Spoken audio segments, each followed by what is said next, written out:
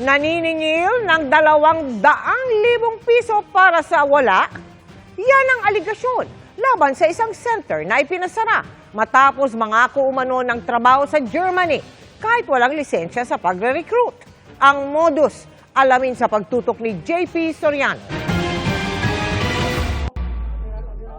Pinadlak at pinaskila ng closure order ng DMW ang opisina ng Gisgerman Document Facilitation Services o GIS Manila na ayon sa DMW ay iligal na nagpapadala ng mga Pilipinong manggagawa sa bansang Germany. Tinugunan ng DMW ang sumbong ng ilang individual na nagbayad umano na aabot sa 200,000 piso kapalit ng German language training na may kasama raw na pangakong makakalipad sila papuntang Germany para magtrabaho. Ang modus, hihingi ng 100,000 training piso para sa training at pagtapos na yung training, hihingi pa ng another 100,000 at yun na. No, ito na yung empleyo. At syempre, yung tatlong na lumapit sa atin ay nagrereklamo, walang nangyari, pinagbayad.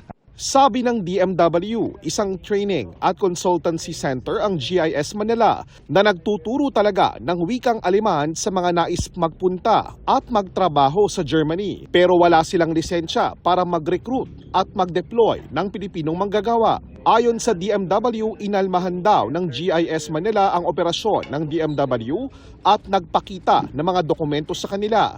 Pero mas nagkabukingan daw matapos magpakita ng dokumento ang nagpakilalang representative nila. Ang pinresent nila sa atin is actually an agreement with a local recruitment agency and based dun sa wording ng agreement, nagpapasahan nga sila ng recruit. So that's already the nail. At ng definition ng batas, referral is recruitment.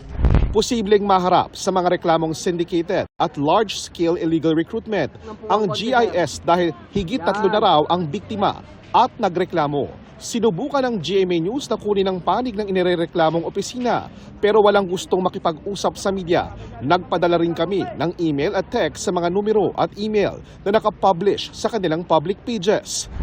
Muling paalala ng DMW sa mga Pilipinong nais magtrabaho sa abroad, tignan muna sa website ng DMW kung may lehitimong job order sa isang bansang nais applyan at kung updated ba ang lisensya ng isang recruitment agency. Para sa GMA Integrated News, JP Soriano, nakatutok 24 oras.